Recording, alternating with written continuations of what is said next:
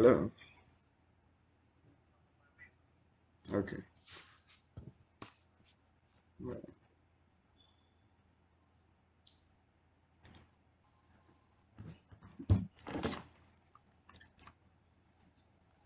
William, you're live. Hello, good afternoon. How are you? Fine, thank you. And you have the floor. Thank you so much. Well, welcome to everybody. Do you want me, I can share my screen now, please? Please go ahead. Thank you.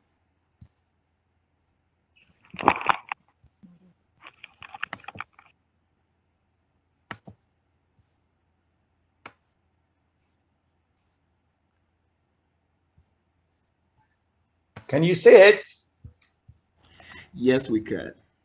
All right, thank you. Okay.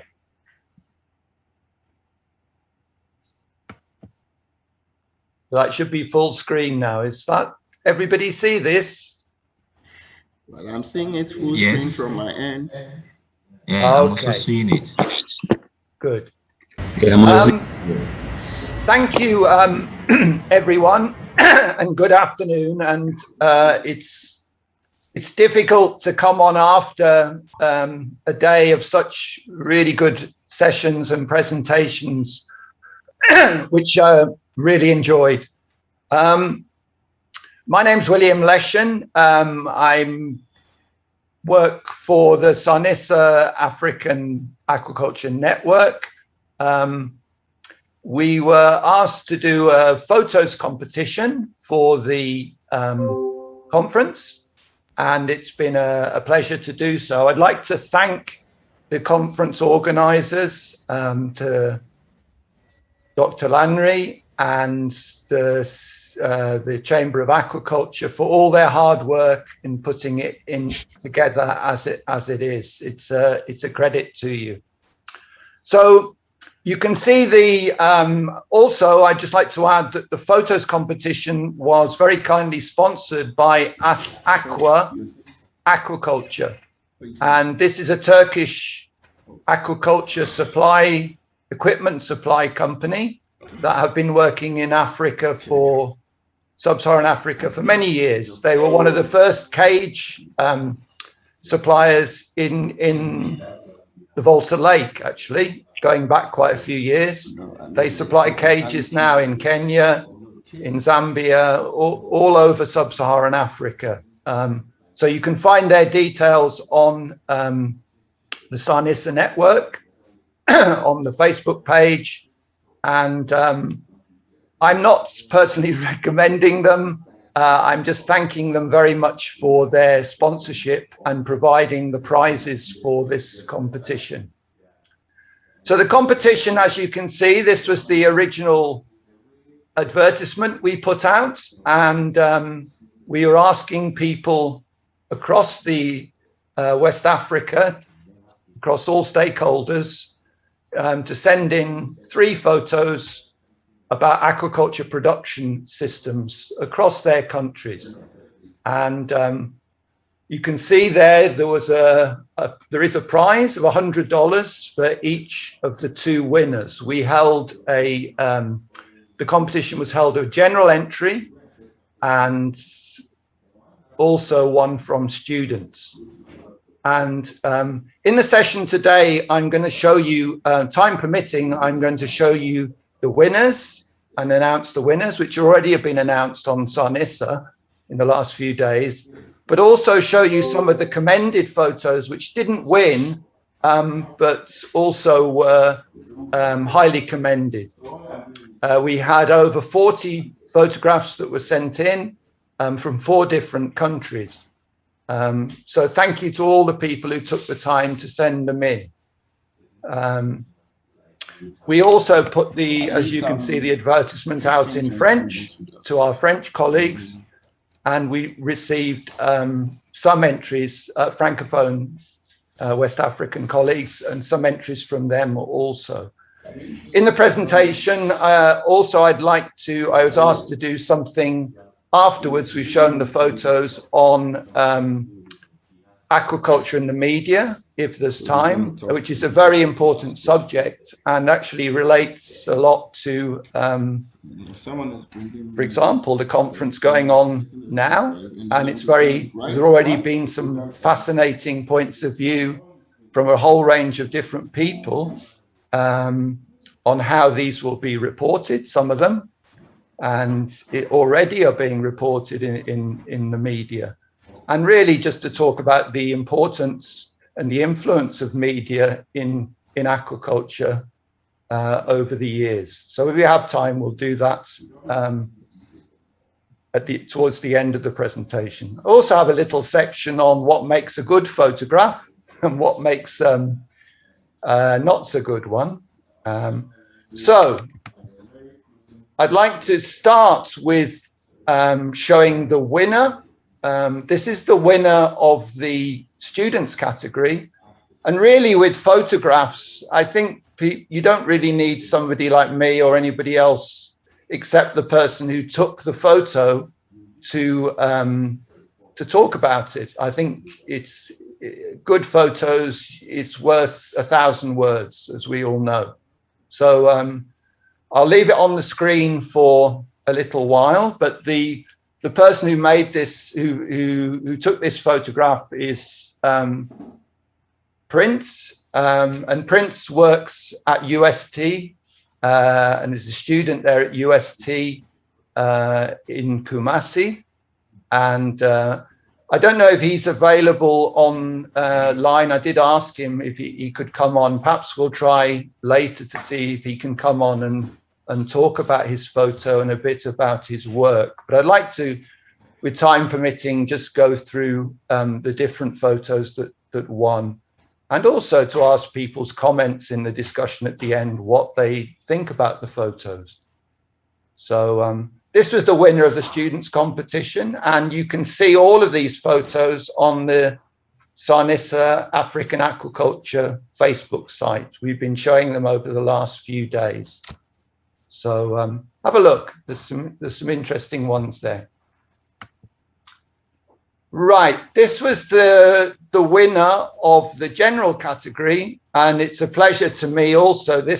With this one, we had many fish farmers who follow Sarnissa and who also sent in their photographs.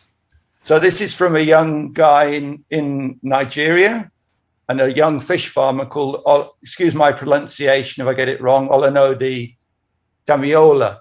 And what we liked about this photo in particular was a number of things, but to see the production system as it is, and to see the fish themselves, the person in it, and also what was quite interesting was the angle from which this photo was taken.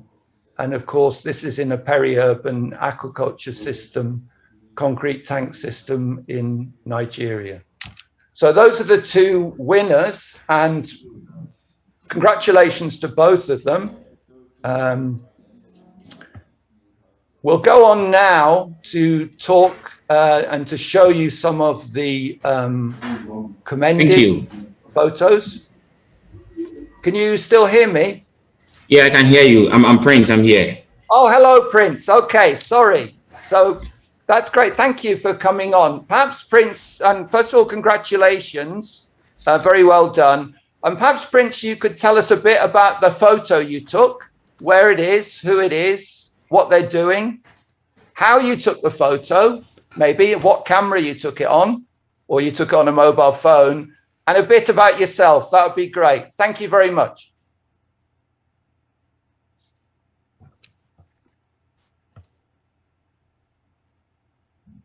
Are you there, Prince? Can you unmute your microphone, please? Yeah, I'm saying now. Yeah, I'm very happy to be selected as the winner of this photo competition. I'm very grateful for the organizers. There's your photo. Yeah, the photo was taken on the Department of Fisheries and Watershed Management Fish Farm in 2017. Yeah, when I was the graduate assistant there.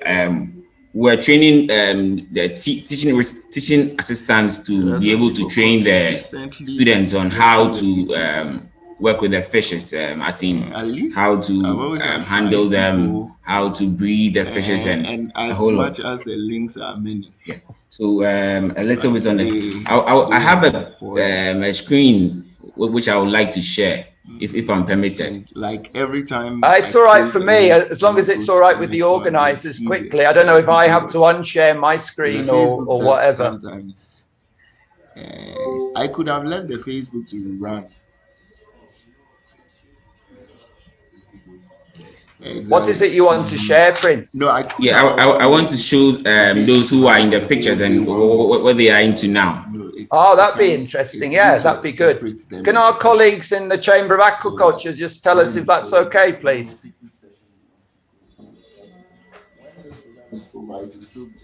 I'm trying to share here, but then I'm not allowed to. Yeah, I think I would have to unshare my screen. Shall I try unsharing my screen? Okay. And then you have a go.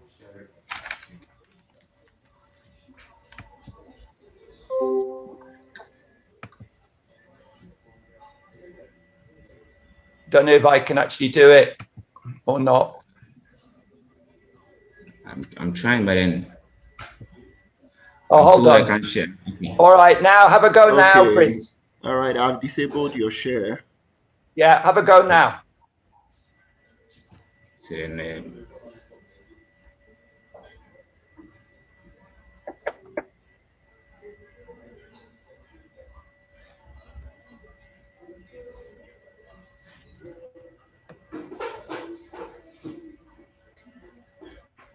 yes. It's the green button.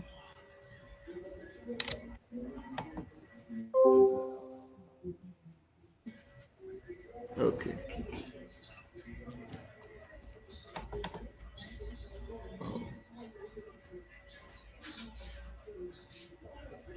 Okay, you've got it now. You're on. That's great. On you go. I have this. I want to. Okay, let me go back and share it again.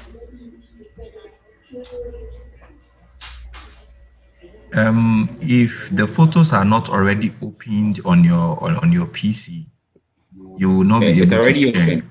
Okay, yeah, it's here. Yeah, I believe you can all see it. Yes, we can now. Yeah, we can now. Yep, that's good. Okay, this is when we were having our practicals on the farm. The first person holding the scoop nest, it's George McLean. He's currently an extension officer with the Ministry of Food and Agriculture. He was part of the teaching and research assistants during that time. The second person is Simon Aban. He's the second here. He's Simon Aban. He's also an extension officer at Cocoa Board, doing extension services. And also as Stephen Entry, who is also with Cocoa Board. The third down here with the Sule Muntari inscription, it's also called Michael Mensah. He worked with Malika Farms as a broodstock and nursery supervisor, and currently pursuing his graduate studies in the University of Regina, Canada. And wow. Next is Ivan Sowusu, who is currently working with Ranan Fish Feed, and Foster Fram, who is an assistant hatchery manager at the Triton Aquaculture Limited. Yeah, there's a little about the picture. And the picture was taken at the Department of Fisheries and Watershed Management Fish Farm, which had been headed by Professor Daniel J. Boateng, and with the water quality aspects being headed by Dr. Regina AZA, and the HOD being Professor Nelson Agbo. The department has an array of courses which helps in streamlining students in the aquaculture regard. There are some courses which include BSc Aquaculture, Natural Resource Management, the fisheries aspect, and also postgraduate courses including PhD Aquaculture, Aquaculture and Environment, and many more. About myself, I'm a PhD student who is currently working on agriculture of the fish species African arowana, which is known as the Heterotis niloticus. There's a picture of it seen. I believe you can see it. Yes. Yeah. Wow. Yes. This species are in the wild and are very difficult to work with on the. They are not easy to cultivate on the farms because there's insufficient. The bottleneck is with the growing of the fingerlings. So my research is looking at the first feeding and weaning diets for the culture of this species. And that is what I'm doing for my PhD work. For my BSc, I work with prawns. That is looking at the status of prawn fishery and its markets in the southern Ghana. And for my MSc, I spotted the fast-growing and bigger prawn, which is the Macrobrachium vollenhovenii, which I used for my studies, looking at the laviculture aspect of it in captivity. Currently, with my PhD studies, we've closed some success in our findings on the Heterotis niloticus, and we are looking forward to providing information on the weaning and feeding diet to help farmers to be able to culture this in captivity. My research interest has been on working with new indigenous species, that is breeding them to add to the already cultured ones, that is mostly the catfishes and tilapia. Yes, now to what I think about aquaculture in Ghana. I think the future should be looking at diversification of culture of the indigenous species. Our interest in Ghana has been mostly on the culture of tilapia and catfishes, but then there are other indigenous species which can also be improved and will help in the industry. That is, we have the likes of Parachana obscura, we have Crescectus nigrodigitatus, and many more which can be improved to help in boosting the aquaculture industry. When there is diversification of species, in the event of a problem like what we encountered on the Lagos last 2 years with regard to the tilapia, we will not have the effect so much because there are other species which can be relied on. But then if we are looking at only these two species, it's going to affect us in the near future. So I'm advocating for the research into other culturable species like the prawns, Crescectus, Parachana, Alestes, and etc. Yeah, and I also like to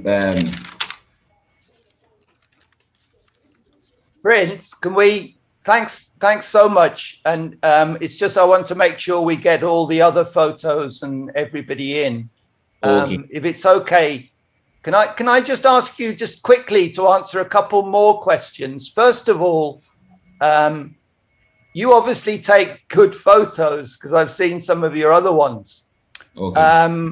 Can you tell us on the day how many photos did you take of that subject? All those guys in the cage and in the happers.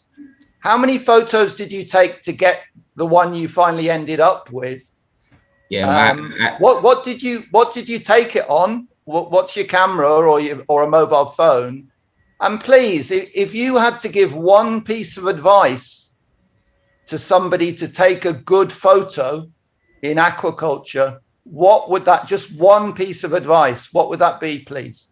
So could you answer those quickly? That would be great. Thanks a lot. Yes, for working with the camera, it's something I've been doing for a very long time now. I took about 4 shots for that photo to get that very good picture.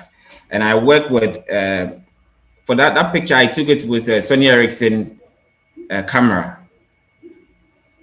Yes, Okay. and it was to 2017. But then I have other cameras which I use, Nikon and many others. But then for that, Yeah, I took it with that. And then, yes, Prince, what would be the one good tip or piece of advice you would give to somebody who also maybe like me takes terrible photos, but also doesn't have an expensive Nikon camera? What would be one of the tips, just one tip you'd give them or piece of advice, please? Yeah, I mean, you should look at the light falling on the object which you are taking the picture of. You should position yourself in the way that there will be enough light falling on the object, and in that case, it will reflect in the picture you'll be taking. Okay, that's great. And sorry to cut you short a bit, but it's just we need to get in the other photos as well. But many congratulations on what you've achieved and you winning the competition, and look forward to seeing your photos and your research in the future. So many thanks. Thanks a lot. Well done. Okay. All right. Thank you very much. If you could unshare your camera, please, your screen, and we'll get back if that's all right. Sure. Please. So I should share mine again, yeah?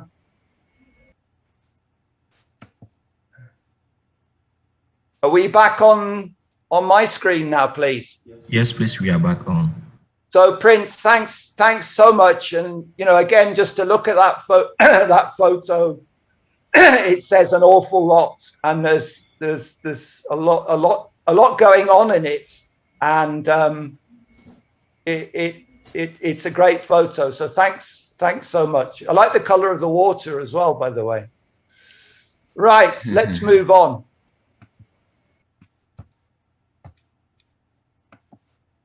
So we've already seen Olenodi's photo. I won't dwell on this other than again to say it's available on the Sarnissa Facebook. We were just going on to the commended photos. These are the ones that didn't win, but were highly commended. Now, Emmanuel, I don't know. I asked Emmanuel if you were on earlier. Are you still on, Emmanuel, or not? And just to give a word about your photo. If you're not on anymore, then it's okay. Yes, William, I'm on. Oh, great. Hello, how are you? Yes. It's nice to talk to you. Could you just give us a bit of a talk about your photo, and the same thing, please, how you took it, when you took it, what it shows, the same, that would be great. And many congratulations. Thank you.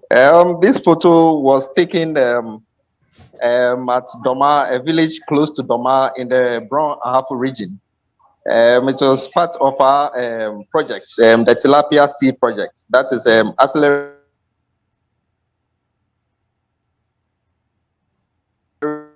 tilapia seed can access tilapia fingerlings. So could you say, Emmanuel, a bit about the so lady we chanced in the upon this photo? farm owned by yes, she's a fish farmer. Actually, she's a fish farmer. Women in fish farming. So this photo was taken on his farm, and she has this smoking device that she used in processing of fish. So this photo was taken on his farm as part of the tilapia seed project work in the Brown Ahafo region of Ghana, just to show how people can add value to their cultured fish. Most of the times people complain about how to market their fish when it is ready. So this woman has taken upon herself to add value or process her fish and sell. And one good thing about her is that she also gets other table-sized fish, whether tilapia or catfish, from other farmers within her cluster, and she processes for them and she sells on their behalf, and they make good revenue out of it. So this photo was taken using a normal phone by one of our colleagues during my interaction with her. Yeah. Okay, so this was actually taken on a mobile phone. Yes, on a mobile phone.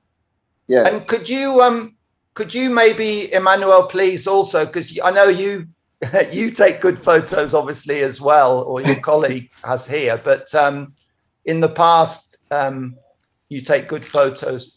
what tip would you give, please? One tip, and you work in aquaculture, you travel all around Ghana, you've been to many fish farms. What one tip would you give to people in taking a good photo, please? Okay, photos, I would say, tells a lot. At least it gives a good description of the activity being performed. So the focus should be on the exact activity that is being carried on. So if you look at this photo, I really wanted to show my interaction with the woman and also the processed fish. So at least 2/3 of the space within the camera should occupy that particular focus that I would really want to capture. Then a much light on it, just to give it a fair and clearer view of the activity being carried on is what is required. Often than not, people take photographs and it's very dim. Actually, you can't really see actually what is going on. And also the focus or the focal point that the person would want to arrive at is very far. So it's difficult for you to really give a clear meaning about what activity is actually being carried on. So concentration on the main or core activity being carried on, and also the activity occupying about 2/3 of the camera view. That makes a good photo. And also, Emmanuel, thank you. That's really specific. It's very useful advice. Also, Emmanuel, though, please, can you maybe say something about when you take photos, when you're out in the field or you're in a rural area or you're in the middle of Accra in a market or in Kumasi, what's been your experience before you take a picture or when you take about asking people's permission? I remember my days, not just in Ghana, but around the world, actually, but over Africa.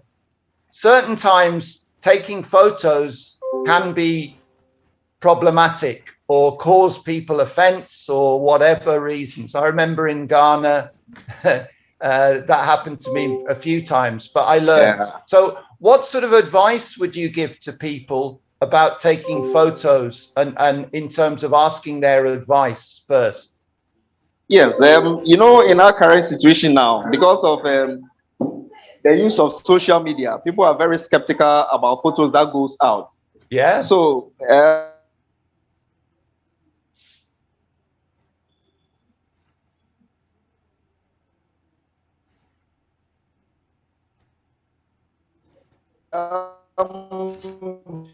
think we lost you before you take any. Yes, is it clearer now? Yeah, that's better. Yeah. Yes, seeking the consent of the people is key. But sometimes if you seek their consent, they may tend to pose for the camera, which actually you might not really get exact activity that is being carried on. Because often than not, when you take photographs, people intend looking into the camera, which when you are presenting this photo somewhere, it will seem as if. Yeah. You've gone again. But... So I would say seeking the consent of, you should really look activity is being carried on to could be taken. Other than that, it will sound as if they've really posed for the camera. And also the intent of taking the photo must be explained to them. Often than not, people take it and they doctor it into a different form, which sometimes you go and see or find your photo somewhere.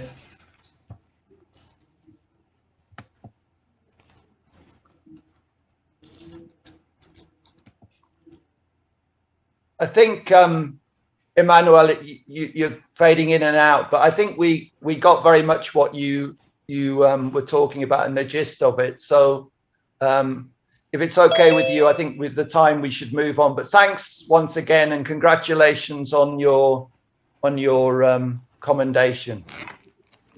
Okay, if we can move on now.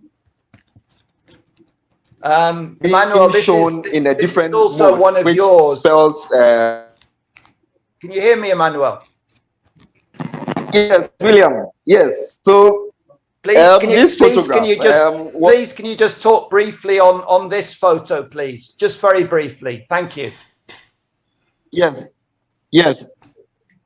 This photo was taken at our research center when we're doing induced spawning of the catfish. You know, catfish normally wouldn't spawn in artificial systems. You have to induce it for it to spawn. So together with my colleagues, during one of our spawning of the catfish, we took this photograph where we're injecting the female with the oviparine. So this shows clearly the activity that was being carried on at our center, Akosombo. That I can believe. Okay. Well, Catfish is thanks a very much. I know major thing photos like this from experience when you're stripping fish or you're inducing, and they're often very difficult to get the right moment and whatever. So well done. Okay, thank you very much, Emmanuel. I think if we move on to some of the other photos to give them time.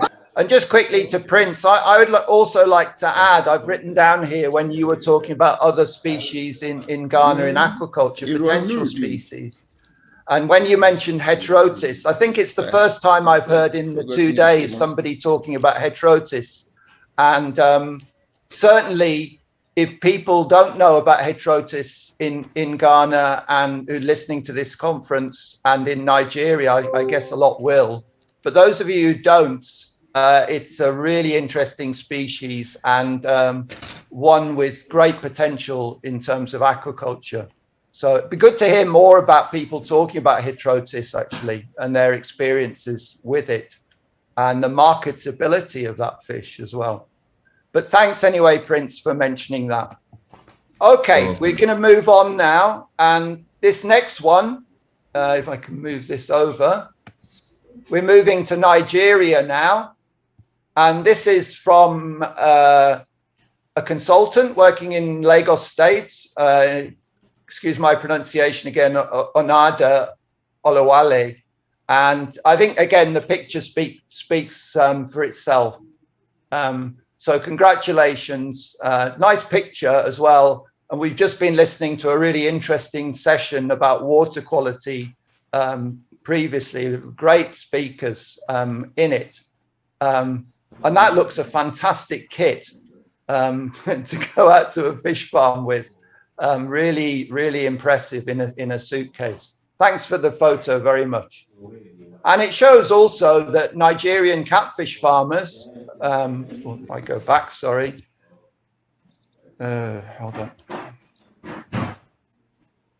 Nigerian catfish farmers, or some of them, take water quality that seriously.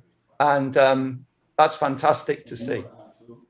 So if we move on now, this is also from another picture of from Lagos State of people have been talking quite a lot about RAS. This is an RAS system in Nigeria.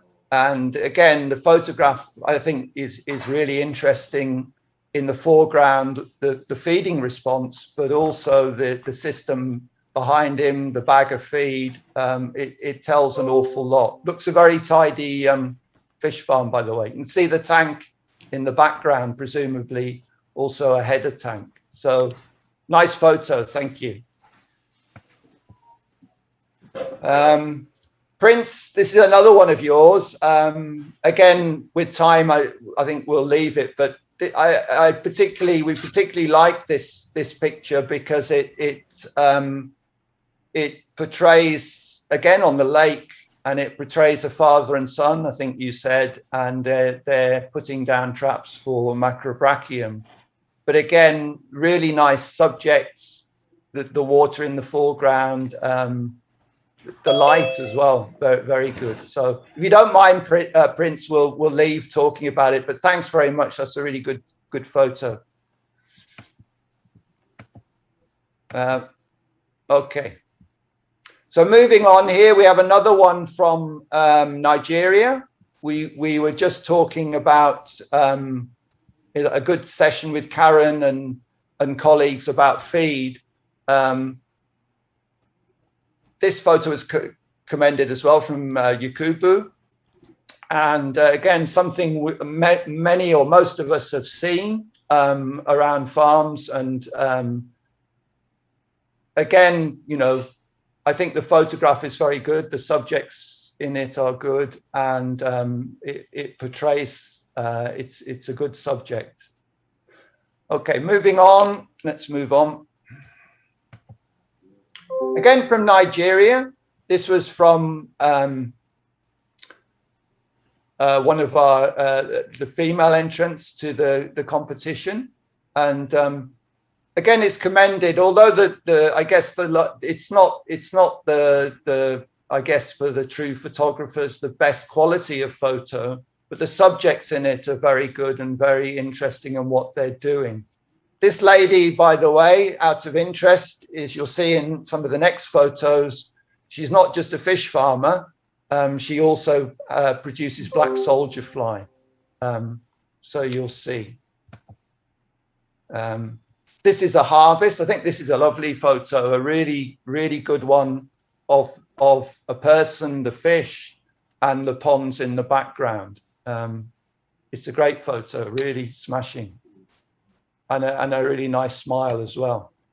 And this is her inside her the grow out facility for black soldier fly.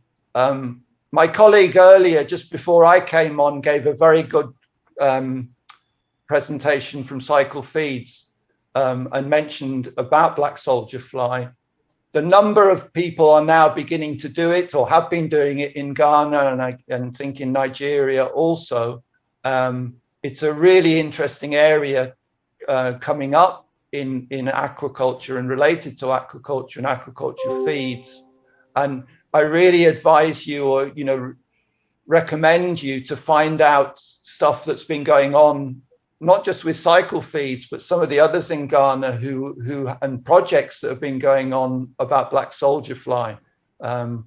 Its commercial, financial viability, its, if you like, its production cost per kilo and per ton compared to fish meal.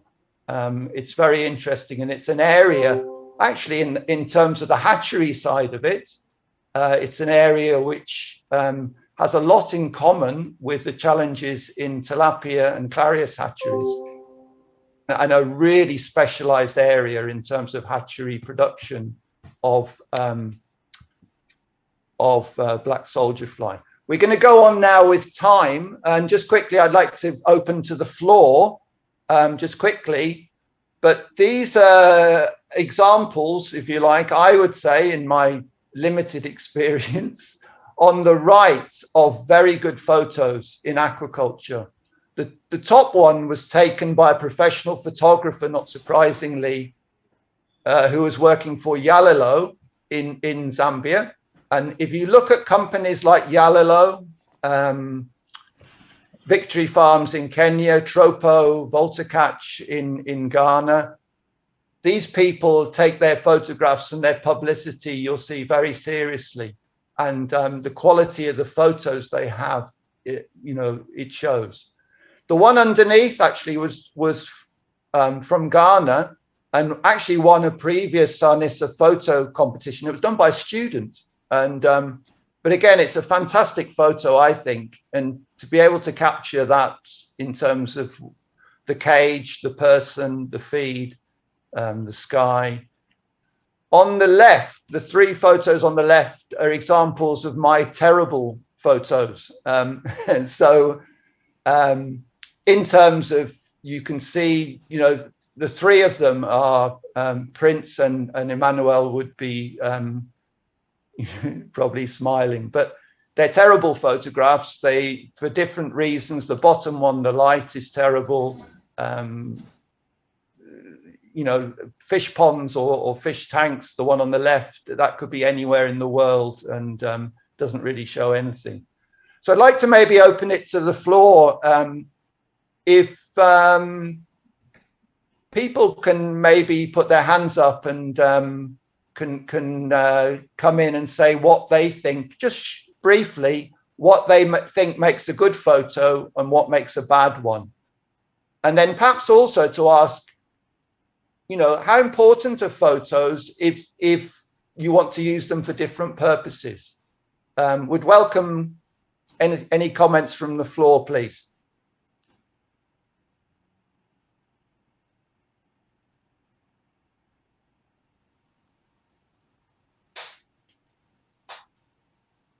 or maybe from our Chamber of Aquaculture colleague, please, could you start in terms of your organization? You're very good at, I think, at your presentation and the press releases you put out in terms of the photographs you use. Could you maybe tell us something about that from your experience, please?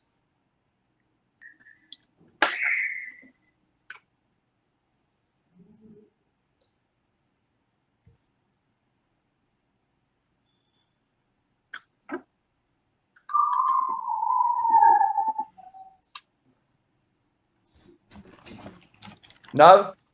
Anybody else? If nobody wants to talk about it, it's fine. It's just hello. Hi, how are you, sir? Fine. Please go ahead. Thank you very much for the very beautiful session. My name is Luke, and I'm getting in from Johannesburg, South Africa. I have a concern that I wish could be addressed. Probably in the future. It's just a concern and a suggestion, by the way. I see we need to involve the young ones in the aquaculture fraternity. And if we're going to probably tap into the young, we need to merchandise what we are doing as much as possible. How do I mean this? We need to make this look as good as possible in a way such that if anyone is going to stumble on a picture on aquaculture, they are going to feel to want to be part of it. I understand the resources might not be permitting, as to say, but we need to package our pictures such that we derive or we induce or we boost the interest of the young ones. For instance, if you're going to put something that's not attractive to them, it's obviously when they look at the picture, they feel it's meant for the dirty people. It's meant for the old. It's meant for the let's brand it in a way that makes these guys want to be part of it. For instance, the way you would see Cristiano Ronaldo on a cover, everyone wants to be in soccer. Why can we not also evolve in the same way as a way of trying to attract the young ones into this, to say, okay, fine. Some people make it in soccer, some people make it in selling cars, but there are very renowned people that are actually doing so well and are making it in aquaculture. How best can we then, as the media, as the people that are in photography, doing it to make sure that we get their attention and we get them to want to love to be part of it? I think that's my contribution to say, in the future, I think it's also lovely to have it look as snobby as it can be, so that the youth are also probably enticed or motivated to be part of it. I think that's just my contribution. Okay.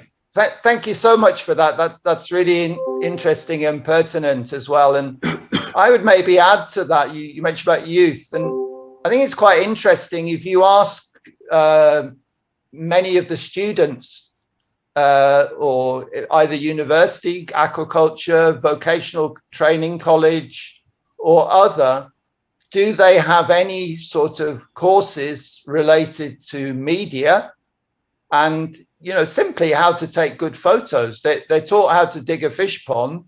But it's quite interesting when you look at some of the research as well that's done and some of the articles that are done. It's quite obvious, you know, that photos for them are something that are not that important. And I might add in all of this, videos, of course, are similarly and probably even more important now. And when we work with social media and a lot of these really big companies as well, the most important thing to attract people's attention on a social media post is the photograph.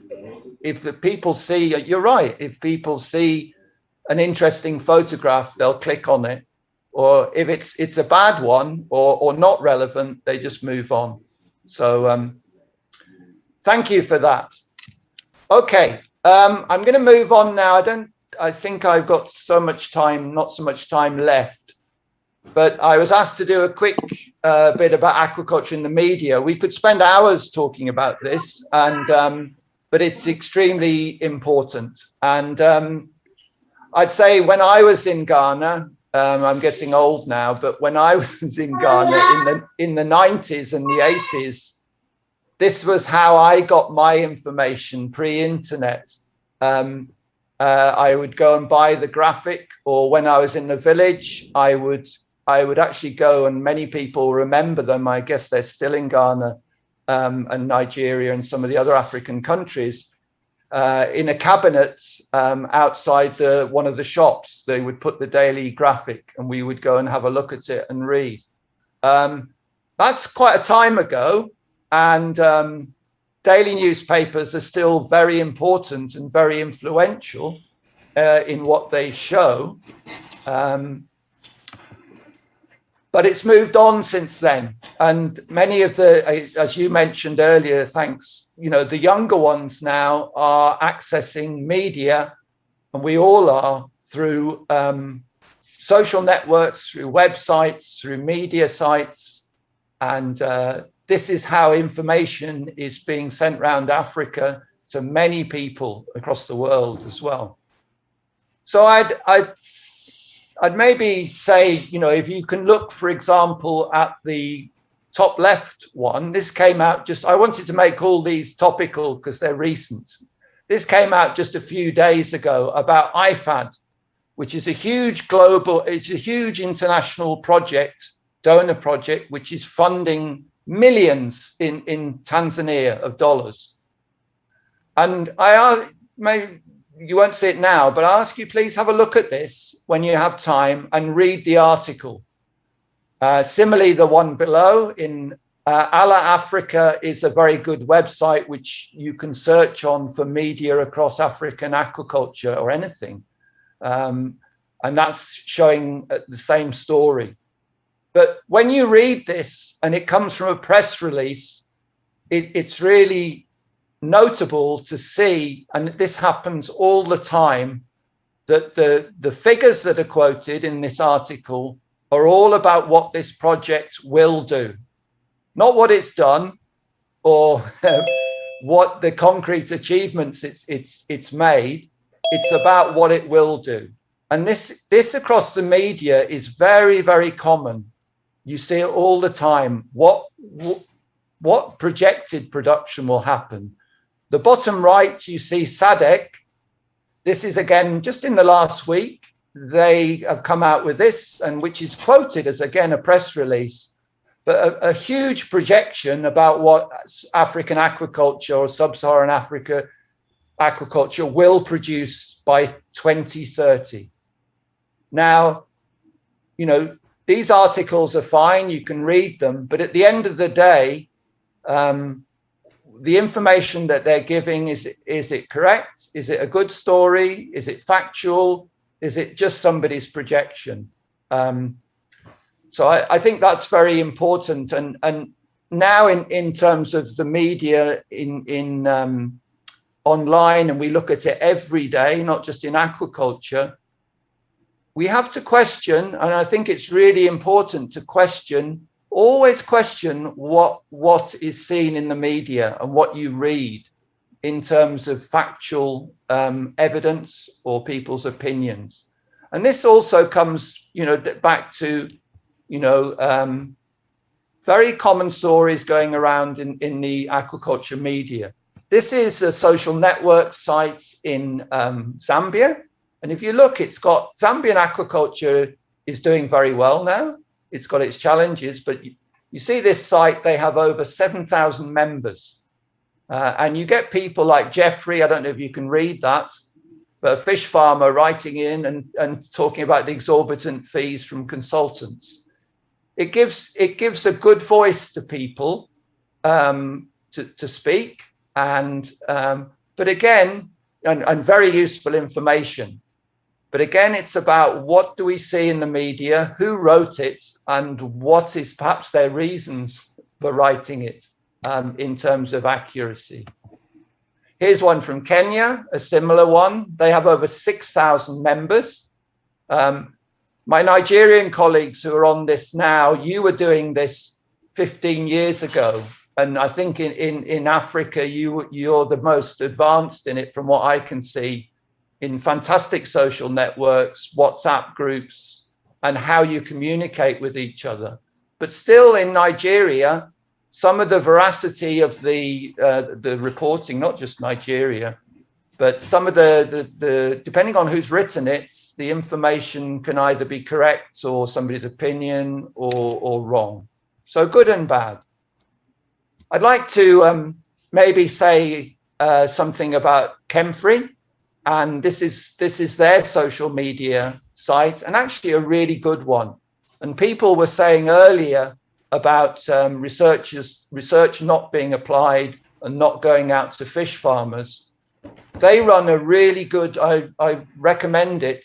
They run a really good social network site where they do put their research out almost daily, what they're doing to an international audience. And they're very good at it. The guy who runs this is great. And, you know, in terms of the pictures and the videos and all the stuff they put up.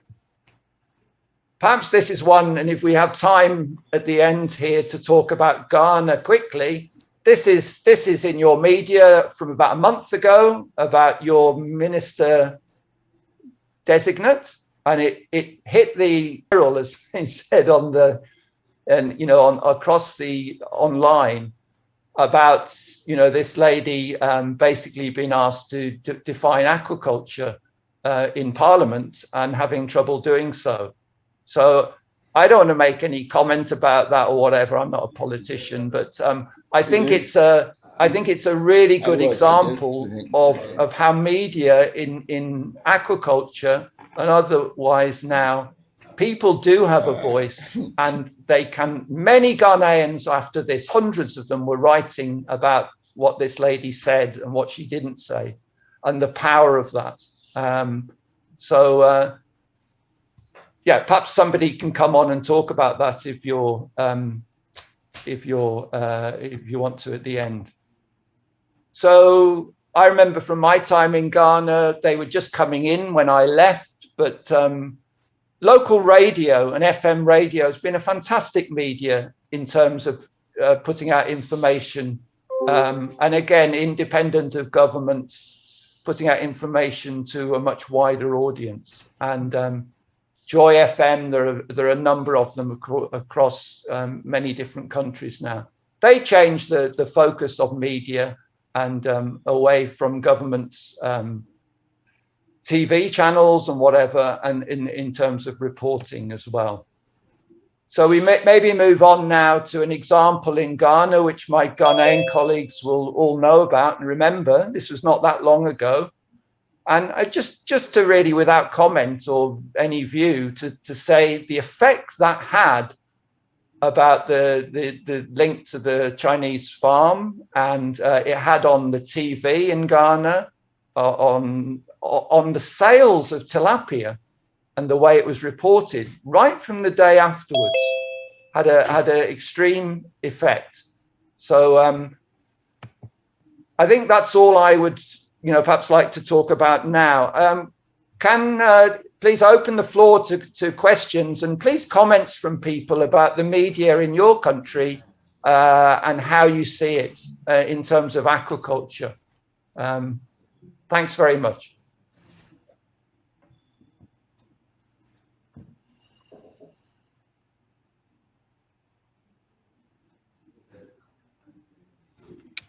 Sorry?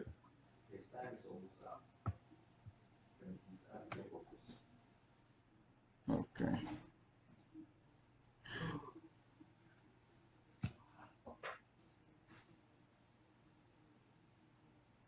I see on the chat line we have one of our colleagues on from FAO,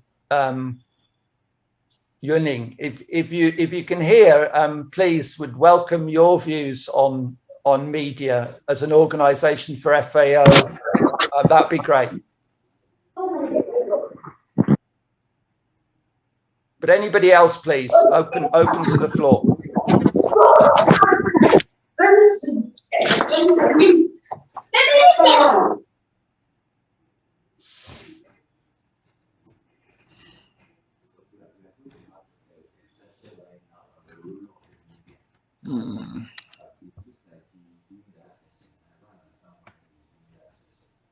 Exactly.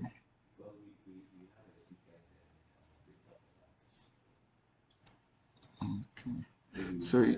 So should I tell him that we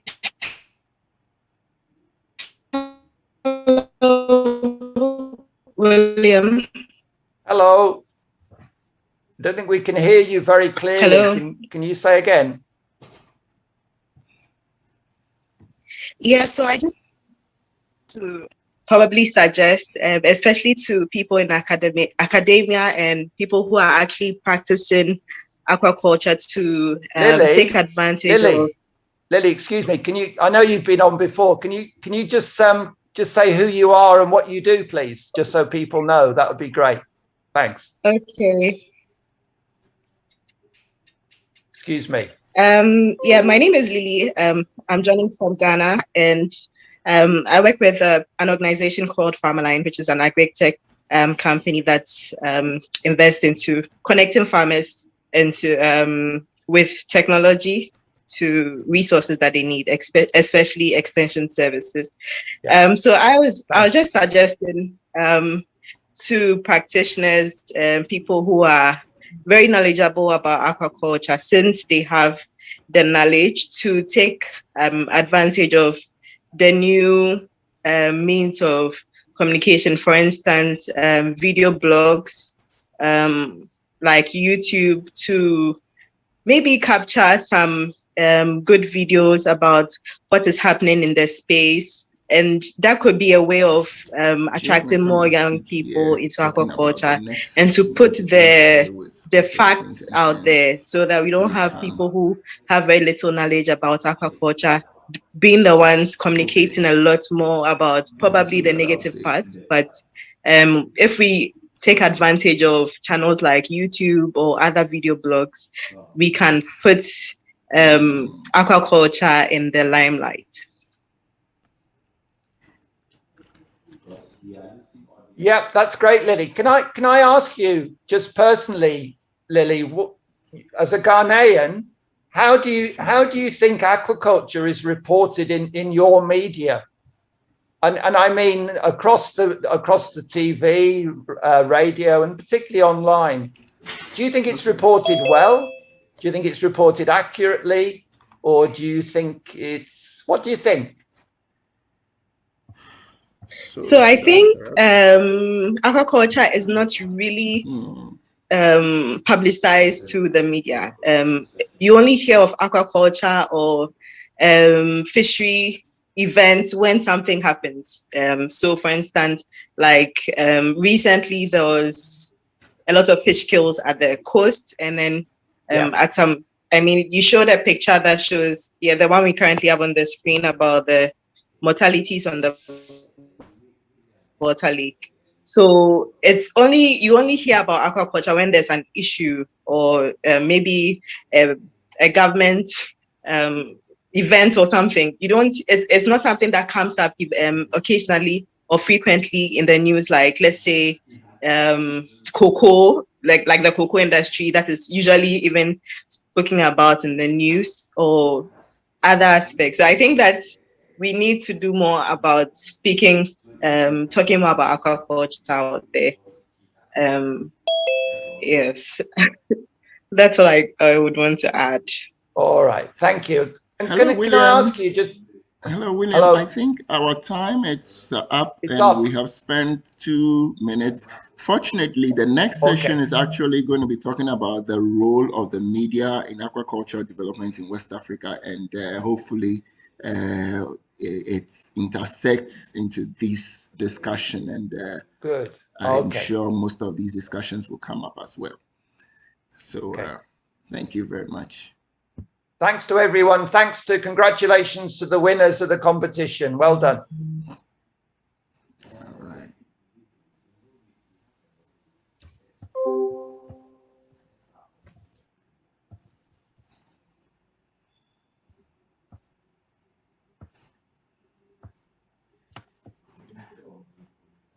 Okay, so if we're straight away going to start the next session, and we have Mr. Luke.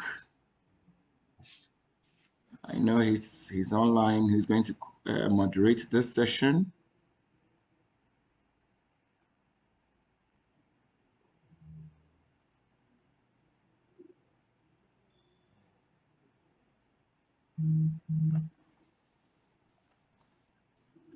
Mr. Luke, hope you're online. Hello? Sure. Okay, you have the floor. Okay. Thank you very much. Thank you very much.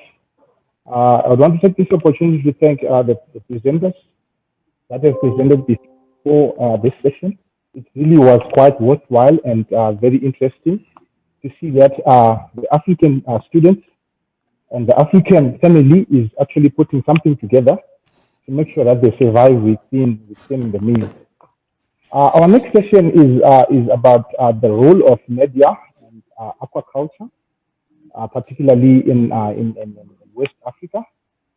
And I'm going to introduce to you our speaker, whose name is Mr. Francis here. I hope I pronounced that very well. Mr. Francis, are you ready to just come through with your presentation? Then we can then ask if there are questions after your presentations and probably additions here and there to see if we can be able to see how media can be a strategic tool to raise awareness and probably be part of the championing tools to make aquaculture in West Africa a success. Francis, are you ready? Hello, I'm ready. Okay. We are readily waiting for your presentation. Yes, can I share my slides? Yes, please go ahead. Okay. I'm sharing my slides now.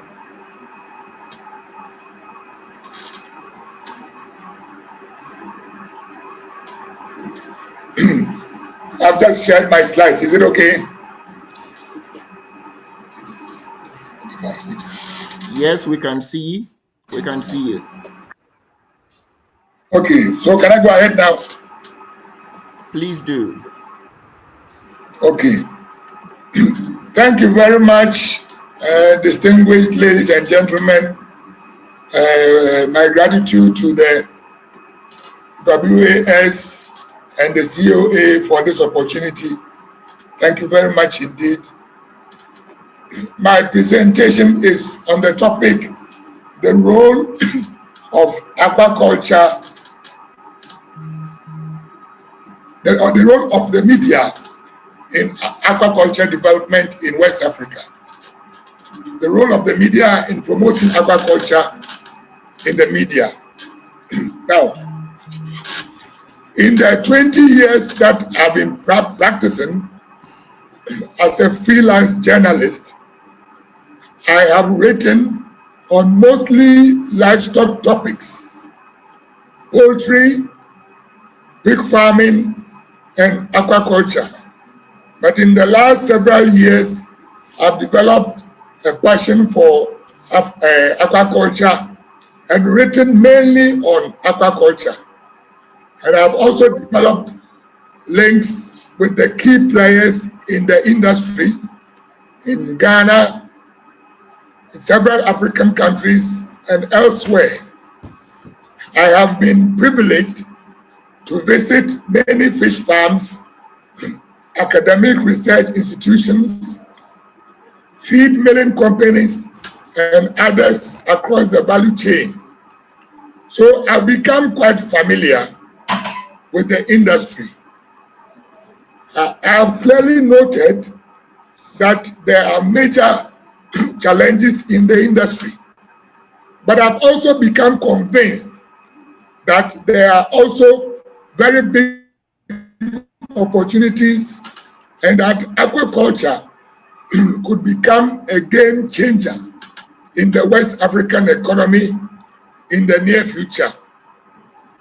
I must quickly add, however, that in order that we can realize the opportunities ahead in Ghana and in West Africa, engagement with the media is crucial.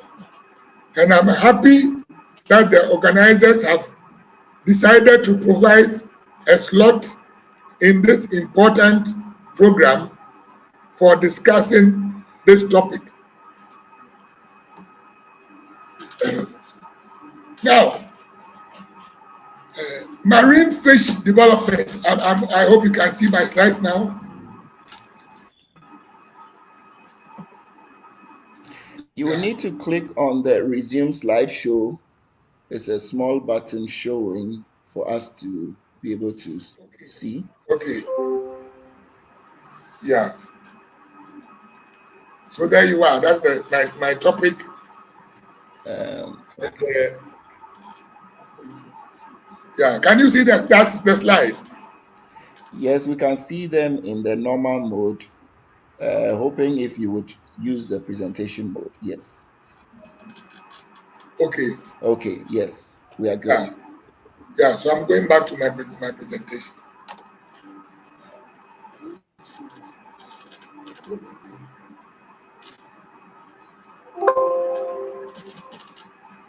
Yeah. Marine fish production in Ghana and West Africa has declined substantially over the years, especially over the last 10 years. Projects like the West Africa Regional Fisheries Program are seeking to address the problem of declining fish stocks, which have made marine fisheries a difficult problem, especially for fishermen. But the benefits of this program and others will be realized over the long term. Fortunately, we have realized that aquaculture is the most effective tool in the short and medium term for plugging the wide gap between national fish demand and supply. Almost every West African country is presently implementing a national aquaculture plan aimed at reducing dependence on imports. A few examples of our dependence on imports. Ghana imports at least 550,000 tons of fish and every year, and Nigeria imports 1.9 million tons. Liberia, a well-endowed nation in terms of fish resources, imports 55,000 tons. Now, apart from reducing fish imports, we can also deploy aquaculture to raise per capita fish and protein consumption to help ensure food security. Aquaculture is already playing a crucial role in our economies by providing jobs in rural Ghana and Nigeria, where they are greatly needed. But I believe we can do much better. We need to widen the discussion of the challenges and opportunities so that we can achieve higher production figures. There are serious issues which must be kept alive in the media space for resolution. If we don't do this, we will be confining our industry to a slow growth. Let me share a couple of slides.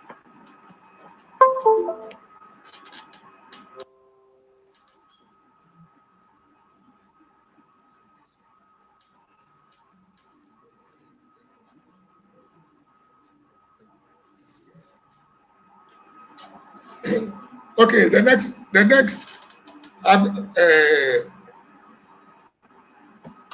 let me go forward.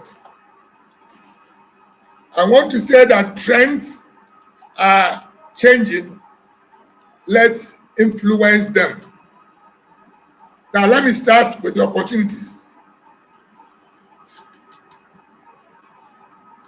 One can describe catfish and tilapia as traditional dishes which have adorned the African meal table for many years.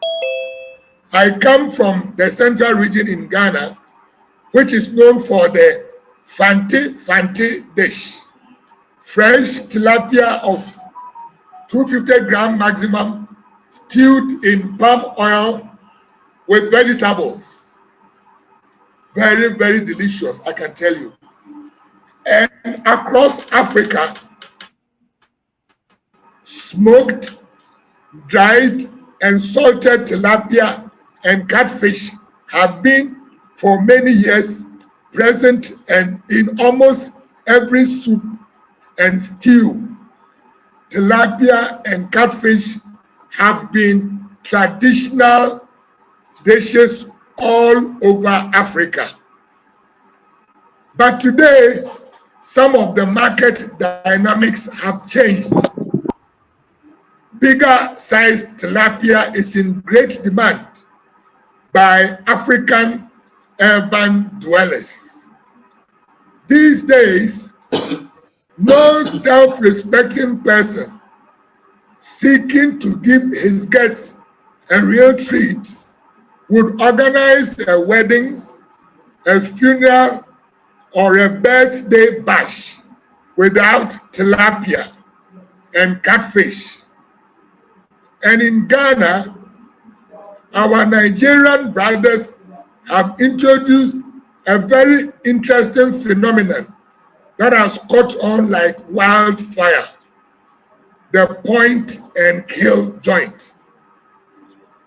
At the major spots around the towns and cities, you would not fail to notice the usual plastic tank, transparent plastic tank with live catfish, and the Nigerian guy busy at his grill. Before taking their seats, patrons would go to the transparent tank, point to the size of fish they want, and sip some drinks while waiting to be served.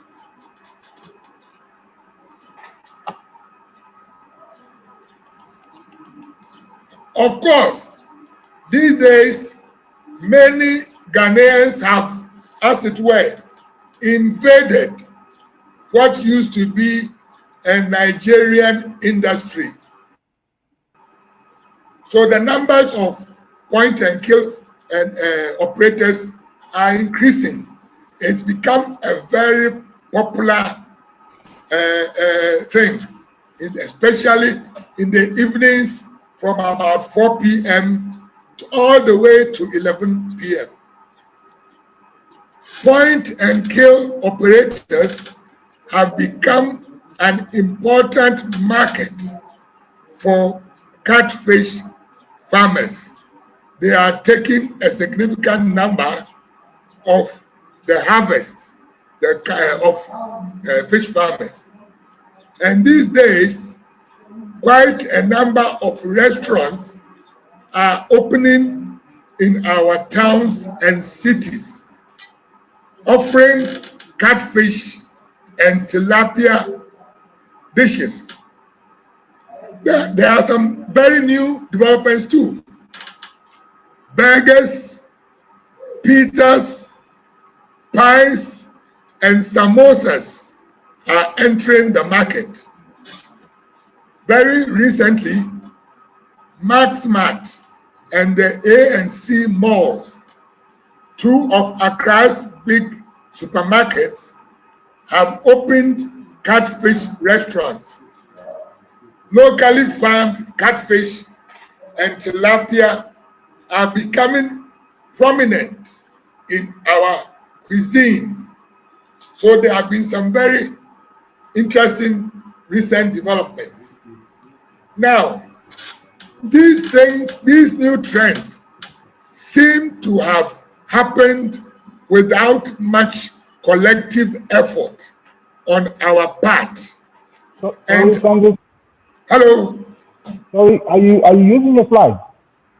Okay, let me bring in some slides then. Okay.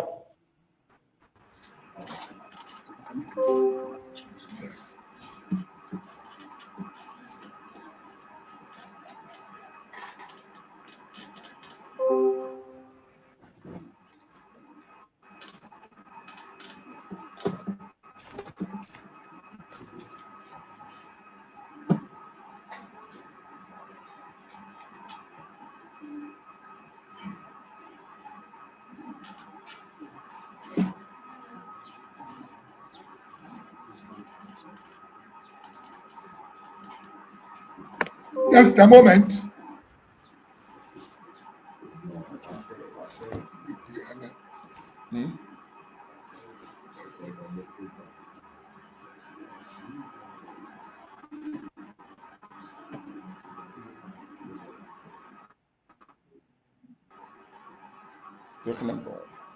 This one.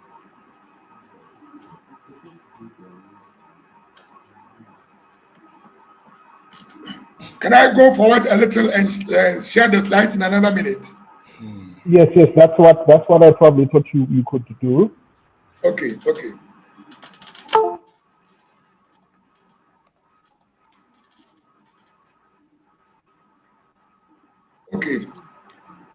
Now, a question. Yeah, I said these new trends seem to happen without much collective effort on our part. And I'm suggesting that in order to create markets for the higher output emerging from our farms, we must purposefully engage with the media to encourage our people to increase patronage of the traditional tilapia and catfish dishes, and also to patronize the new products that are coming to the market. Indeed, there are some traditional beliefs and practices that do not promote aquaculture, and we must deploy the media to change them. For example, the consumption of live catfish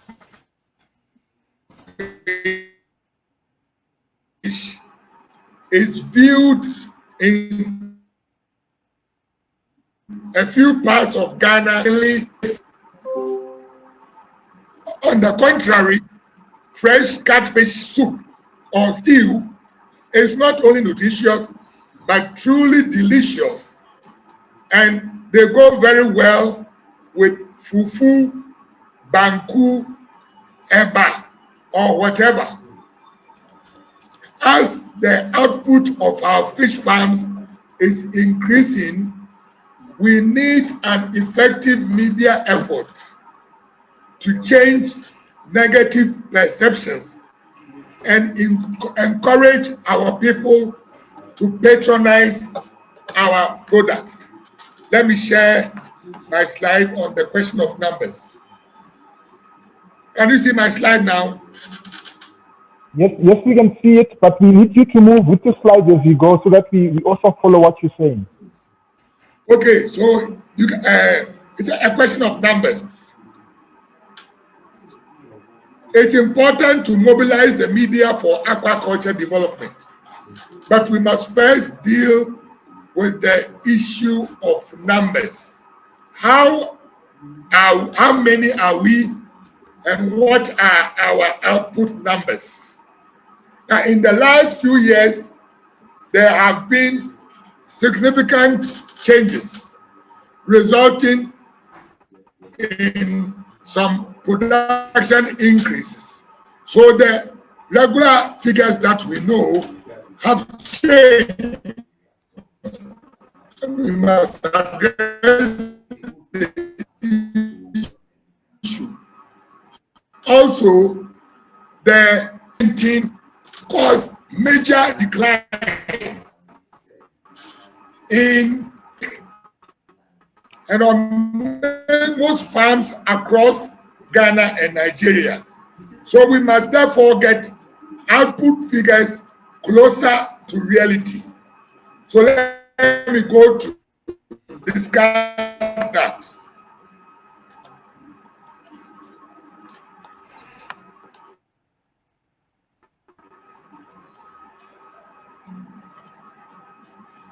Before we can effectively mobilize the media, I would like to touch on an issue which is crucial to the success of any effort aimed at mobilizing the media to the advantage of the aquaculture industry. I suggest that we need to establish the population of people involved in the aquaculture industry and their actual production figures. Until about 3 years ago, the accepted fact was that over 90% of the 55,000 tons of farm fish produced by Ghana annually came from the tilapia farmers on the Volta Lake. That the hundreds of tilapia farmers scattered across Ghana accounted for only about 5%, and that the few, mostly micro-level catfish farmers scattered across the regions barely made the mark. But things have changed. Substantial investments have been made in the last few years, with some enterprises established branches across Ghana and even across West Africa. I'm talking about mostly catfish production. Quite a number of new enterprises have entered the scene, and I have been to some of these farms, and they are doing quite a lot of remarkable work. For example, my friends at Sky Fox have farms in Accra, in the eastern region, and in the northern region. They have farms in Sierra Leone. They have farms in Guinea, in Burkina Faso. They are about to enter Liberia and Nigeria. This was unheard of previously. So, in fact, catfish production numbers were not discussed. But I believe that the entry of catfish has been nothing but dynamic. So, today we have the figures have changed. In spite of the challenges of the last couple of years, the Volta Lake is still an attractive investment destination. And I believe that now that the challenges of the last couple of years are being dealt with, we will see more investment in this area, and the Volta Lake will resume its leading role in aquaculture production. Sorry, Francis. Hello. Hi, are you there? Yeah. I might have probably got the idea of the discussion from the onset, but I believe is that the idea is for us to understand how media can be the driver of aquaculture in West Africa. Precisely. Yeah, can you try and bring the discussion? Yeah, please try and narrow it down to specifically how we can then probably use media as a tool to advance aquaculture in West Africa. Yes, I'm talking about, you see, there's this question of numbers. We don't know We don't have figures. The current figures that have been in the media have changed, especially over the last 2 years. The numbers have changed. And I believe that we must, before we can effectively deploy the media, we must establish the question of numbers. If you will give me a few minutes, I'll make all that clear.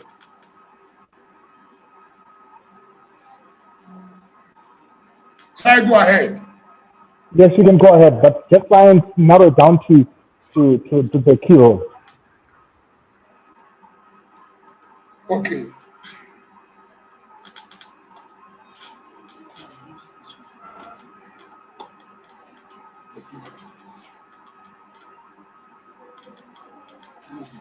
Yeah. So we are making decent gains.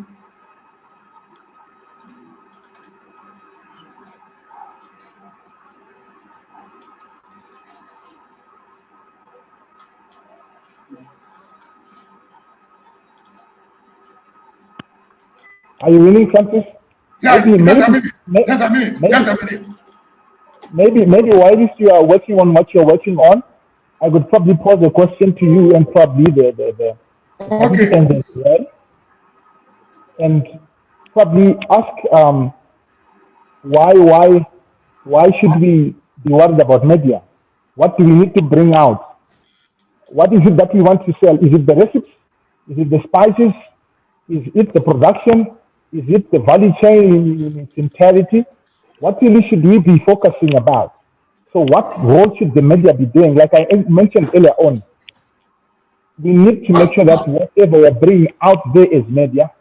One of the issues, if I might give an example, presently I've been working in the livestock sector, in both the fish farming, in pig farming, and in poultry farming. I have noticed that a lot of young people are entering poultry and pig farming. Most of them graduates, and they are bringing in their better approach to the issues and investing a lot of funds. Some of them are going into their family business, injecting capital and technical skills.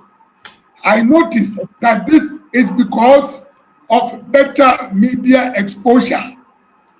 And I want us to also expose aquaculture to the media. But before we can do this, I want us to establish the question of numbers. Who are the fish farmers? Where are they?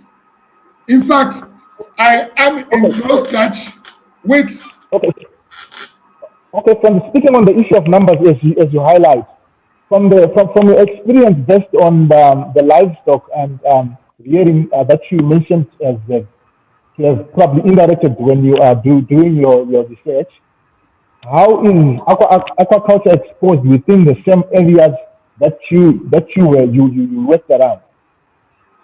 How is aquaculture exposed? I'm saying that we need to do more exposure of aquaculture. I happen to notice that there are quite a few poultry farmers associations. I have noticed, for example, that the Pig Farmers Association is a very big, well-organized association, and they have attracted quite a few numbers of people into the industry. The aquaculture industry is not well known. In fact, I am in close touch with some distributors of feed, and they tell me that some of the producers complain about their access to the market. We talk a lot about the Volta Lake. I'm saying that even with the development of big-time fish farm, catfish farming in recent years, the industry is still not well known. And in fact, I'm making a proposal for an organized media effort to expose aquaculture so that we can change people's habits, people's consumption patterns, and bring in more investors, especially the young people who are entering the pig and poultry farming industry. Am I making sense to you? Yes, you are making sense, Francis, but I'm looking at what strategies we could do to, well, the whole idea is to probably entertain its production from the source before we even try and merchandise it where it's going. Because obviously, right, as we are speaking, the demand for fish in Africa is just too high. So that African countries are actually importing fish from China when they've got quite a lot of fish within their shores.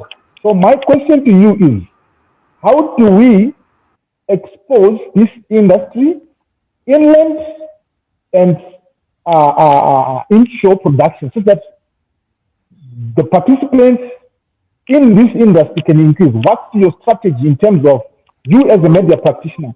You obviously know how to reach to the people. What can be done to reach to those people? Okay. I'm very happy you mentioned this topic because I have written on the topic of fish imports from China into West Africa, into East Africa, especially Kenya.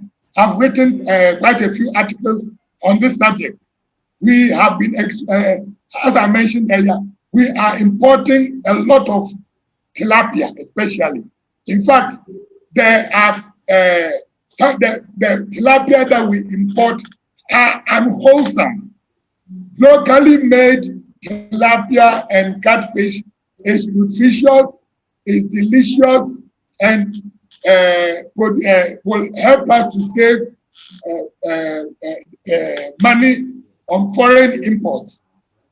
The issue is, can we educate the media effectively? I'm talking about the aquaculture industry as a collective whole. Unfortunately, the aquaculture industry, especially in Ghana and Nigeria, has been fragmented such that they have not been able to develop collective strategy, especially media campaigns. They have not been able to resist the activities of people who are importing so much Chinese fish into Ghana and West Africa. That is why I'm saying that the media needs to come together, put aside their differences, and develop media strategies. Go to the public with clear messages. I'm saying that in rural Ghana, a lot of fish farms are not known. They have been producing, but they are not known because they are not the associations. The groups that can promote them are not very efficient. So, okay. I hear your line. I hear a line of arguments, and it's very, very intriguing. You are highlighting that the fact that I alluded to the fact that there's a lot of foreign reserves spent on importing what we have as Africans.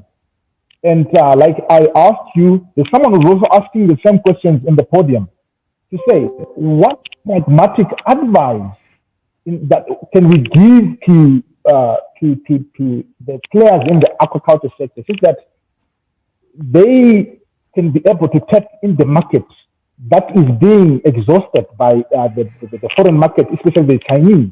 So my question to you is, besides asking them to come together, what else can we give them that is not offensive as advice, so that they can be able to say, okay, fine, from the conference, this is what we took away to say, as aquaculture people, this is what we are supposed to do to make sure that our products are accepted within domestic market.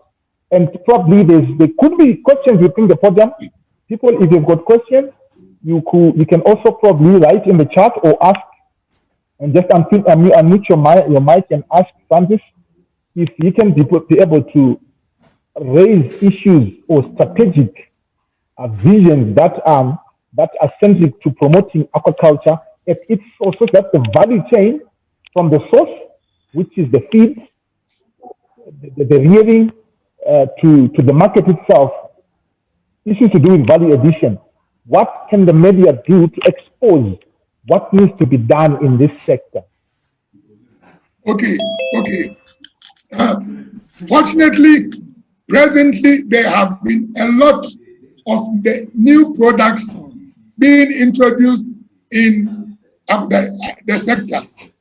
There have been a lot of, as I said earlier, we had previously only the traditional dishes, but a lot of new products, and which are bringing more diversity. And I think that with media encouragement, we can encourage our people to patronage more of these products. There is a lady in Uganda whose firm is called Kati Farms. She is into sausages, samosas, fillets, and all sorts of products. In Ghana and in Nigeria, we have fish sawama, we have tilapia and catfish sausages, we have now tilapia and catfish pizzas. These must be patronized through media campaigns. We must engage the media, the public, through media campaign. And you see, my emphasis is that the media campaign must be organized by the industry as a collective organized whole.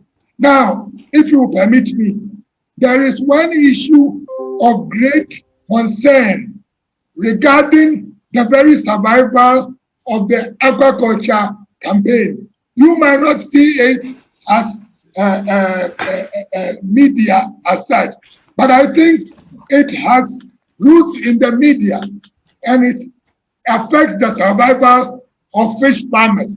And I'm talking about the issue of feed all over Africa, especially in Ghana and West Africa. Feed takes 70% of the fish farmers' budget. It's the same in poultry farming, and it's the same in pig farming. And there's one main reason. The reason is that the maize is produced by smallholders, by subsistence farmers. Okay. This, can I go ahead? I think we need to open up the discussion to everyone so that we can all be involved and also hear what other participants are willing to share. If I might just make this point on feed. Okay. Yeah. The maize is produced in Africa by smallholders. And apart from the low output per hectare, a lot of it is lost in the form of post-harvest losses. In fact, in the last few years, in Ghana and Nigeria, we have registered some healthy production increases. But still, maize is consumed by human beings, it's consumed by industry and the livestock industry. So we don't produce enough. What I'm saying is that we must widen the discussion on maize production and introduce commercial production because it is only commercial production that can give us the quantities required to make livestock production viable. Okay, Francis, I would love to stop you now and probably open the floor to the rest of the participants to also share, so that they can also share their views in relation to how the media can be used to propel or advance aquaculture in West Africa. The last presentation. Anyone who is with something burning? Can I talk? Okay. Yes, Jake, you can go out. Hello. Hi, Jake. Hello. Okay.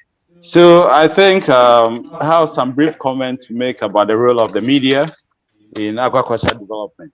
Okay. For the aquaculture industry to thrive in any environment, it's very important that the media gets to understand the industry.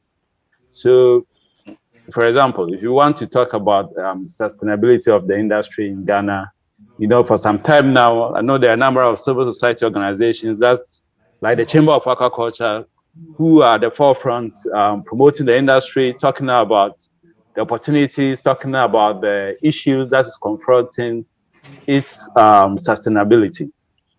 So the media cannot be left out when it comes to aquaculture development. So what the industry, for example, can be doing is engaging the media, training reporters who specifically write or reports on the aquaculture industry. Here, it is not uncommon hearing, for example, that tilapia is catch from the wild. Some of the consumers of this product thinks, yes, it's not farmed, they just catch from the wild and the rest. And some also don't understand the environment in which fish farming is done. So it's the responsibility of the media to educate stakeholders and consumers. That's okay. When it comes to aquaculture, the fish is farmed, and this is the environment in which the farming is done, like the ponds and the lakes, etc. A classic example is recently there was a fish killed from the ocean, and a number of people called industry players trying to find out if it's having any significant impacts on aquaculture. But there is something coming from the ocean. So it means the reporters or the media doesn't really understand even the environment in which the fish farming is carried out. So it's the responsibility of the industry players to also engage the media and educate them on that. And also the media also plays critical role when it comes to bringing out some of the challenges confronting the sector. Apart from stakeholders or industry players engaging stakeholders on one level, it's the media that must also bring out the issues. So this conference that is organized by the Chamber of Aquaculture, the media has a very critical role to play. As a result of that, a number of media houses have engaged to put out the key issues that is being discussed at the conference, and the role of stakeholders in finding some solutions to some of these issues. So we believe that the media has a very critical role in aquaculture development, and also industry players also have a responsibility to engage and educate the media on the aquaculture sector. Thank you. Thank you, Jake, for the contribution. I think what Jake is highlighting is the need for understanding what needs to be done within the sector first, and then probably realizing what needs to be sent out so that it can be beneficial to the growth of the industry and the sector. Do we have any other contribution from the floor on what role the media should play? Besides understanding, there could be something that they must do. Do we have any other contribution from the floor? Yes. I don't know if I may speak. Yes, go ahead, Colin. Thank you. Yes, I've put a question in the chat room, but yes, I want to elaborate on that. In our mainstream media, I personally have realized that there is little content on aquaculture. And so I think that one thing the media can do is that when they are creating, I know, well, they are into business. And so if you don't come to them and then pay for the airtime, they will not really bother themselves coming to you to talk about aquaculture. But I think that the mainstream media like TV, radio, and then the print should create content for aquaculture. I know some of them have content for agric. There are so many agric programs that are run on TV and also on radio, but little airtime is given to aquaculture. So I think that what the media can also do is to create content or allow some airtime or for aquaculture. Thank you. Thank you, Colin. Thank you very much. I understand where you're coming from, and allow me to be on the other side of the table to say we seem to be saying the media must do this, the media must do this. I'm also thinking, what else can we do as participants in this sector so that they could be attracted, so that it becomes an exchange. We also need to make ourselves available to the media so that they can also be interested in selling what we are doing. I'll again open up the floor to see if there are any people or any participants who are willing to add more to this valuable discussion of the role of media in aquaculture. Anyone? Okay, thank you. I think I'd like to make a brief comment on that. What the industry should... Anyone? Do we have anyone to add something to the role of media? Yeah, I would like to make a brief comment on the role industry players can also play in engaging the media. I think the industry must also open up a little bit to the media, organize training sessions to educate the media on what aquaculture is, you know, what goes into aquaculture production. The industry should be able to educate the media on source of food, that is the fish. You know, how the fish is grown all the way from the farm to the table. I think once we start initiatives like this, the message will get to the key stakeholders to understand their role in developing the aquaculture sector as well. So industry players must try to open up to the media, and not just opening up, but must also give some sort of training about aquaculture to the media houses, and of course journalists as well. Because once we are able to deploy this strategy, the effect will be getting the message to all stakeholders about the opportunities, the challenges, etc., that prevails in the aquaculture space within the sub-region. As I said, when it comes to aquaculture, especially in Ghana, people always mistaken aquaculture to, fishing or the fishery site. You know, we are always, described as, an area that is doing production from the ocean, etc. That's why I said a classic example is recently when there was fish kill in the ocean. A lot of people thought it's coming from the aquaculture side. So they were asking questions like, oh, is this having any effects on the aquaculture sector? And if it is, what is the estimated value, etc.? So that clearly shows that media men and women ought to be trained or educated on the aquaculture sector. And if the industry can lead the way in doing this, to go a long way to really, promote the industry and also driving, of course, investment, because a lot of people have limited us information about the aquaculture sector. And once few people have information to this sector and they are not really interested in investing in this sector, it means then the sector cannot grow. So it is the responsibility of the aquaculture sector players to also give some sort of education to the media and the journalists who report on aquaculture as well. Thank you, Jake. And there's a contribution from Maureen Mukami. The contribution is a strategy on approaching a media house so that they can have a feature on aquaculture on a regular basis, ensuring that they don't miss to tell the story of aquaculture in their feature. I think that is also a good strategy as well. To say, let's approach a media house and we sell our idea to them, is that once in a while they report about aquaculture in the best way without distorting information, giving the right information to the populace.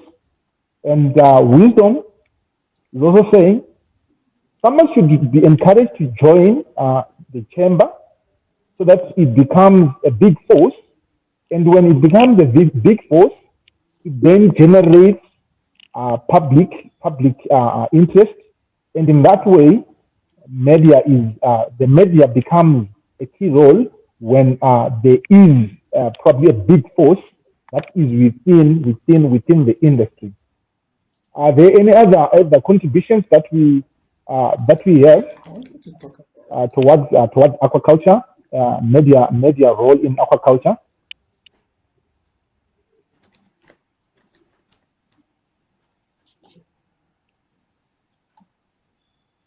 Okay, I was going to say it's important also to understand the target that we wish this information to get to.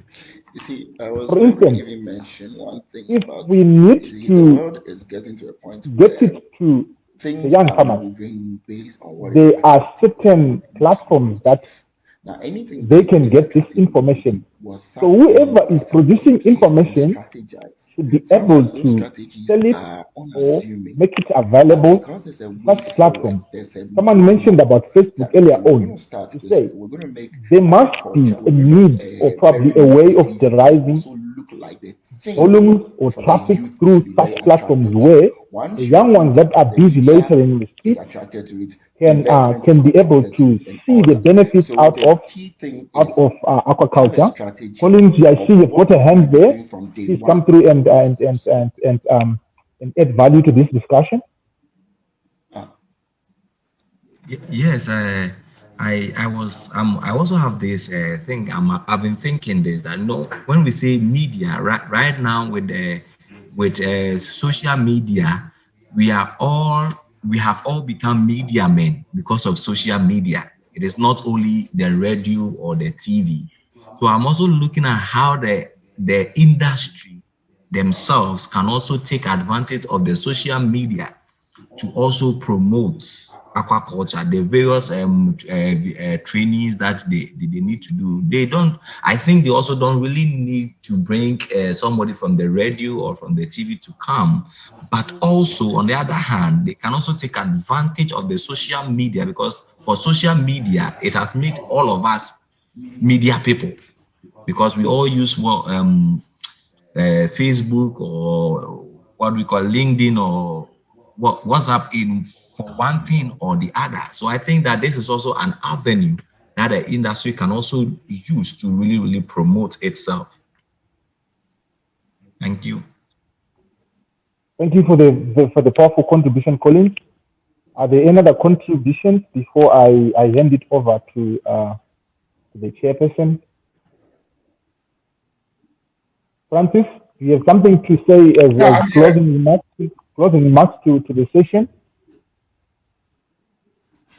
Okay, let me take this opportunity to give an example of what I believe the role, how we can deploy the media in achieving our purpose. I have been. Yeah, I did. You can go ahead. I've been in aquaculture journalism for a while, and in the course of interacting with the farmers, the processors, and other people in the value chain, I realized that there is a need to go to the public and organize some campaigns, a series of programs to bring more consumers, to increase patronage and even increase export revenue.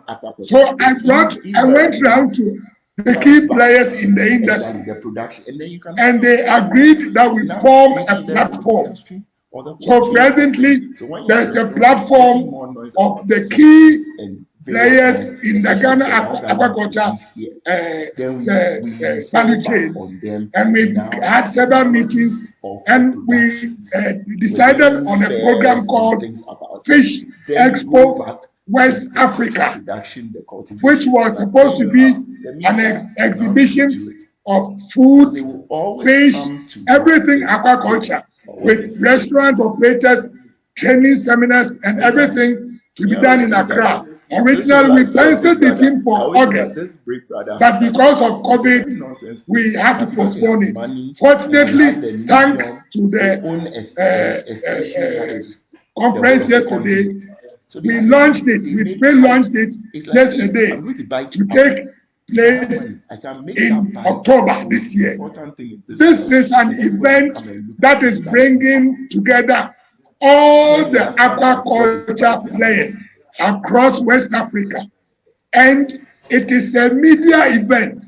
We want to showcase aquaculture in West Africa. Of course, other players will be invited. So this is an example of how we can deploy the media. I don't think on its own the media will come to us, the people in the aquaculture value chain. We must create events. We must make things happen. My brother just mentioned social media. There are many fish farmers, fish processors who are doing good business on social media every day. Every day. But I'm talking about a campaign to influence the minds, the consuming habits of the public. And that can best be done through the industry. So what we did with Fish Expo West Africa was to bring all the key players together. And they've agreed to come together and put a show up. And after the Accra event, every year we'll go to another country in West Africa for the expo. Thank you, Francis, and thank you for the presentation. Thank you for the valuable ideas. Thank you, everyone, for your contributions. I think we have a takeaway from here to see how we can involve the media in making sure that our fraternity is exposed and is well known within West Africa and the rest of Africa. And thank you very much for participating. Your contributions are very valuable, and we thank you very much. And have a lovely night. Thank you.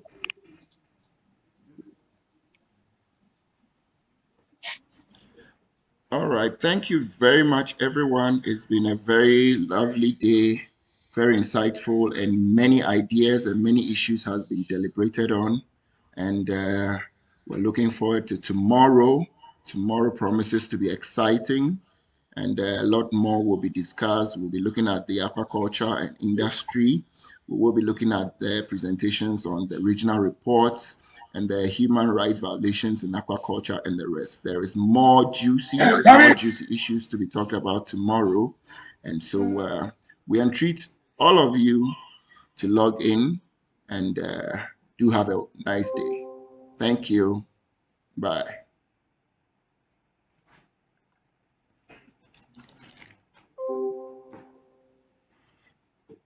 The man was doing his own thing.